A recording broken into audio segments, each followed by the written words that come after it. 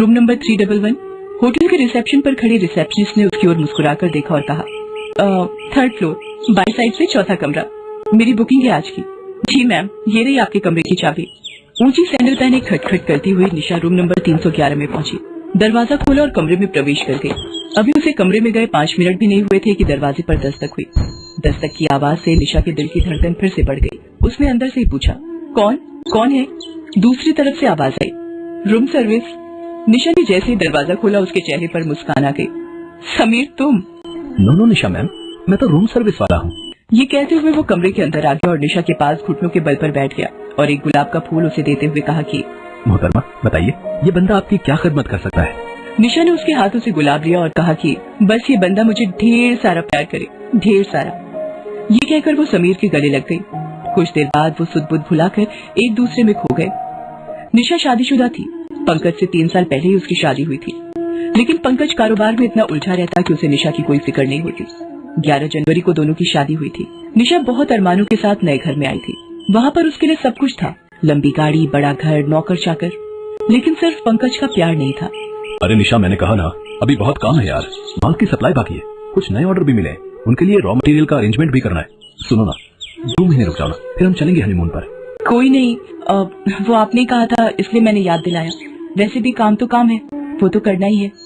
लेकिन शादी के 3 साल हो गए, पंकज के वो 2 महीने आए ही नहीं जब उसने वादा किया था कि वो हनीमून पर जाएंगे। निशा ने भी उससे कहना छोड़ दिया। उसे समझ आ गया था कि पंकज सिर्फ अपने कारोबार से प्यार करता है। रात के 12:30 बज गए। हर दिन ये इतनी ही देर से आते हैं। अरे काम कौन नहीं करता, लेकिन काम के चक्कर में अपने घर को, अपनी बीवी को भूल जाना सही तो नहीं है। मुझे तो लगता है ये घर सिर्फ सोने के लिए आते हैं। इनका वश चले तो ये ऑफिस में ही सो जाए। पिछले 2 सालों से पंकज शादी की सालगिरह पर निशा को बाहर ले जाने की बात कह रहा था, लेकिन वो भी उसे याद नहीं रहता। शादी की 3री सालगिरह की बात है। अरे प्रॉमिस कर रहा हूँ, आज मैं बिल्कुल भी नहीं भूलूंगा। आज हम दोनों न सिर्फ बाहर खाएंगे बल्कि लॉन्ग ड्राइव पर भी चलेंगे। और अगर मैं भूल भी गया तो मुझे शाम को 7 बजे कॉल करके याद दिला देना, ठीक है? चलो अब मुझे जाने दो। Love you and happy anniversary. ये कहकर पंकज फैक्ट्री के लिए निकल गया, लेकिन रात के 8 बज गए। पंकज घर नहीं आया तो निशा ने उसे कॉल किया। क्या हुआ पंकज, आप अभी तक निकले नहीं हैं? 8 बज गए हैं। निशा, माय डियर वाइफ, मैं भूला नहीं हूँ। थोड़ी देर और यार, मैं निकलता हूँ। एक काम करो, तुम ड्राइवर को बोलो तुम्हें होटल सनशाइन में छोड़ दे। मैं तुम्हें वहीं मिलता हूँ। निशा होटल सनशाइन में पहुंच गई। वहां पहुंचकर उसे 10 बज गए, लेकिन पंकज नहीं आया। उसने 2 बार उसे कॉल भी किया, लेकिन उसने उसका कॉल कट कर दिया। गलती मेरी ही है, मैं ही उनसे कुछ ज्यादा एक्सपेक्टेशन लगा लेती हूँ। उनकी पहली प्रायोरिटी उनका काम ही है। निशा ने घड़ी की ओर देखा, 10:30 बजने वाले थे। उसने एक बार और कॉल किया। इस बार पंकज ने कॉल पिक कर लिया। क्या निशा, तुम बिल्कुल स्टूपिड हो क्या? अरे मैं यहाँ काम में बिजी हूँ और तुम कॉल पर कॉल किए जा रही हो। लेकिन आपने तो मुझे यहाँ होटल सनशाइन में वेट करने के लिए कहा था। हाँ कहा था, लेकिन काम भी तो है, उसे छोड़कर आ जाओ। सुनो, एक काम करो, तुम डिनर कर लो, मेरा आना थोड़ा मुश्किल है। आज एनिवर्सरी है हमारी पंकज। हाँ तो क्या हुआ, एनिवर्सरी है तो क्या हुआ, तुम अकेले एंजॉय कर लो ना स्वीट हार्ट। चलो अब मैं फोन रखता हूँ, मुझे बहुत काम है। पंकज की बातें निशा के कानों में गूंजने लगी। अकेले एंजॉय कर लो ना। उसकी आंखों में आंसू आ गए। वो अपने टेबल से गुस्से में उठी और होटल से घर वापस जाने के लिए निकलने ही वाली थी कि एक बहुत ही हैंडसम लड़का उसके पास आया और बोला, excuse me ma'am, my name is Sameer. आप किसी का वेट कर रही हैं क्या? आपको उससे क्या मतलब?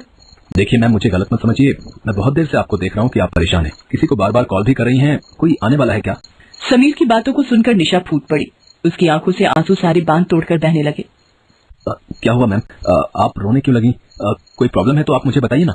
पता नहीं उस घड़ी ऐसा क्या हुआ, या निशा का अकेलेपन का दुख उसे संभाला नहीं गया। उसने सारी बातें समीर से कह दी। जानती है, किसी भी रिलेशनशिप को बात कर जो रखता है वो है प्यार। इंसान कितना भी बिजी हो, परेशान हो, टेंशन में हो, अगर प्यार से कोई गले लगा लेता है ना, तो बड़ी से बड़ी परेशानी भी बर्फ की तरह पिघल जाती है। अफसोस कि आपके पास सब कुछ रहते हुए भी प्यार से गले लगाने वाला वो शख्स नहीं है जिसके गले लगकर आप सब कुछ भूल जाएं। निशा और समीर की ये पहली मुलाकात थी और उसी पहली मुलाकात में समीर का जादू निशा पर चढ़ गया था। समीर एक सिंगर था। उसकी एक एक बात निशा को बहुत पसंद आती थी। वो जिस तरह निशा का ध्यान रखता, उसकी केयर करता, ये बात निशा को बहुत अच्छी लगती।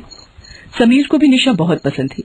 हालांकि दोनों ने कभी एक दूसरे को खुलकर नहीं कहा, लेकिन आखिर कब तक वो इससे दूर रहते। एक दिन समीर ने निशा को प्रपोज कर दिया। समीर, तुम जानते हो ना मैं शादीशुदा हूँ, फिर भी मुझे प्रपोज कर रहे हो? क्यों, क्या मैं एक शादीशुदा से प्यार नहीं कर सकता? क्या ये किसी किताब में लिखा है? किताब में तो नहीं लिखा, लेकिन समाज में से गलत समझा जाता है। किस समाज की आप बात कर रही है निशा मैम? प्यार करने से कोई समाज किसी को नहीं रोक सकता। अरे प्यार ही तो वो शक्ति है जिससे आपका समाज चलता है। अगर उसे ही निकाल देंगे तो फिर क्या बचेगा?